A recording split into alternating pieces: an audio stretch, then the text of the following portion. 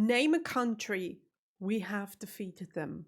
Hi, hello, welcome to the next video on this channel. Today we're going to be watching something that I was recommended. I have never ever heard of this man before. His name is Murray The Pub Landlord. Apparently he is pretty famous because he has 6 million views on this video. I've never seen him, I've never heard of him, I don't know what this is all about. The video title is a bit odd, or seems a bit odd to me, a little provocative. I hope the video is not going to be that provocative because I want to be able to put it on YouTube. However, I got recommended watching videos of him. There's another one that I was recommended that's called Murray Pub Landlord Explaining World and Finance, but that video is more than like 20 minutes long. And before I watch a video that's that long, I want to watch a shorter one in order to see if I will be able to get it on my channel, because I have already watched other videos of other comedians from the UK, videos that were on YouTube, but when I made my reaction and wanted to upload that, YouTube just striked it. I wasn't even able to put it up on YouTube, even though the original video was on YouTube, due to the fact that probably there is a big company behind the comedian and they don't want there to be like reactions to their videos, which I do understand. But this is a reason why I want to start with a smaller one and see how it is with Murray Pub Landlord's videos, and if it's like that, or if I am able to upload my reaction to YouTube. And if that's the case, I'm going to do the other video next, the one that I've just talked about. But now let's see what this is all about. I don't know what I'm getting myself into, to be honest. I have no idea, and I just hope it's not going to be too rude. And I hope it's not going to be like racist in any way, because I don't support that. But let's see. Okay. Some of this feels dangerous, judging by the title. Okay, let's go. We have defeated every single fucking country in the world at war. Name a country, Gary. Germany, 1945, thank you very much. Yeah, very recent, job done, twice in one century. If only they'd tried again around 99, we got the fucking hat trick. Another country, please. Okay, yeah. Argentina, 82, no help from no one else. And that, of course, was a war not for oil, but for penguins. Because we all know penguins are an essential ingredient in making Guinness, aren't they? Making war for penguins reminds me of a guy that I do not want to think of right now, to be honest. And also the German one was an easy one, right? I mean, Argentina, I wouldn't know that because I don't know anything about Argentina's history. I wouldn't have known that. How does he know that? Like, does he know every single country? He has much knowledge, to be honest. You boil them up, the white stuff floats to the top, job done. Another country, please. Another one, France, thank you. We're in 1815 Waterloo, we haven't heard from them since. Yeah, another one, please. Canada, yeah, Canada used to be part of the British Empire, which means they're an ally of ours. As you know, being an ally of ours counts as losing to us. Why else are the Canadians so miserable? Another one, please. Hey? Spain, 1588, Battle of the Armada. Thank you, sir. We haven't heard from them since. Another one. Uganda. That was an African colony, of course, that at one point used to belong to the Germans. And in 1919, the League of Nations, as you know, when the Treaty of Versailles, when the world was redivided, and the African colonies were partitioned and separated between France and Great Britain. And we got Uganda as a result simply of it being defeat the Germans. We got given Uganda, which sounds like fucking winning there, without even having to go there. Result. Another one. How much freaking knowledge does this guy have about the history stuff? Oh my gosh, he knows everything. Like, there was Germany involved somewhere into this whole thing, and I had no idea this was even the case, and I'm German. I'm feeling embarrassed right now. Just so you know, for everyone saying, yeah, you're a dumb German, you don't learn this stuff at school.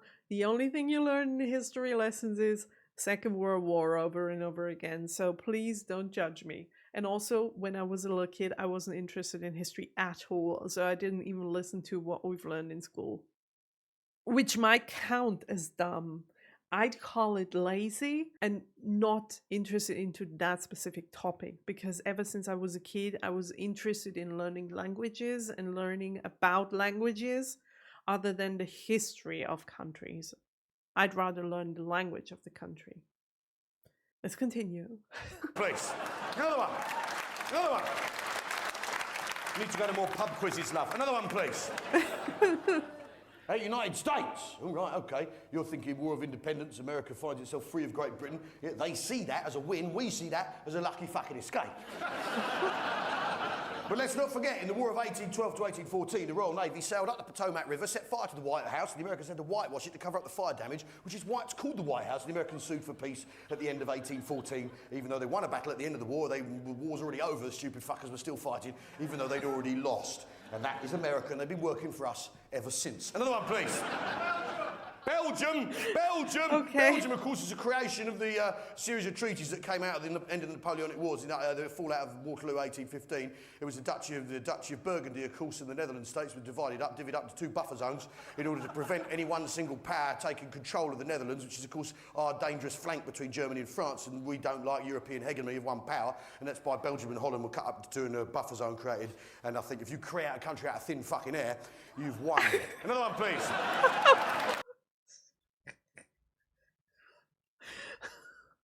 Okay. I had never heard of this guy before, but he has knowledge. He's the wittiest person I have ever seen. He speaks so freaking fast. Like, how does his brain even comprehend putting that much knowledge out of his brain into his mouth, being funny at the same time? Like, try. I wish my teachers in history lessons would have just had half of the entertainment within a lesson. Maybe I would have listened and also learned something.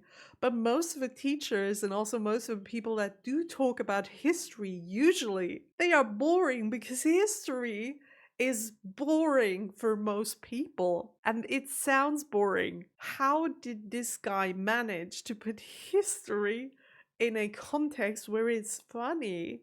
And he's even talking about the sad stuff that happened on this planet, where usually if someone would tell you the exact thing that he just told us, you would be like, oh my gosh, yes, those were dark times. Yeah, that wasn't good. So many people died. But somehow he has managed to put this into a funny context. Like, how does he even do that? And not only does he have like a program that he's talking about like most stand-up comedians do, but he also interacts with the people, and they could name any country. So he's not even afraid of there being one country that he doesn't know anything about. It seems as if he just knows everything. That's so cool. I really like that. Another one. Italy. Yeah, 1943. Folded early, didn't they? Another one, please. Okay. But, hey? China. Opium War, 1860. Another one, please. That was a short one. Burkina Faso used to be a German colony. I referred to my previous answer. Another one, please. Hey? Norway, they used to be the Vikings, love. We saw them off in the end, didn't we? And look at that, that's a come down. Once they were Vikings, now look at them, Norwegians. That's a fucking collapse, isn't it? From horny helmets to horny helmets. Another one, please. Japan, we've got the Yanks to do it for us. Another one. Peru, what language do they speak in Peru, sir? Portuguese. No, they don't, actually. They speak Spanish. Yeah, They do? which means in 1512, when Pope Julius XII divided the New World into two sections down the line of longitude 129, the stuff for the east of that went to Portugal, which is why they speak Portuguese in Brazil. The stuff for the west of that went to Spain, which means Peru was technically part of Spain when we defeated Spain in 1588, Battle of the Armada. So we done Peru without having had a visit. Job done. Can't argue with it. Okay, that was fast. The pub landlord mocks a Scottish accent for 13. Oh my gosh, that has to be funny. I hope that I am going to end up being able to put this on YouTube because I want to watch more of it. I really hope. Why is it called Great Britain? I don't know. I don't know. Okay. Thank you so much, Al Murray, for this video. It's really funny. Let's have a look at the comments real quick. When the history teacher gets drunk at school prom. What language do they speak in Peru? Portuguese, no Spanish. Oh. Anyways, thank you so much for watching this video together with me. It was hilarious, and I'll see you in the next one. Have a nice day. Bye.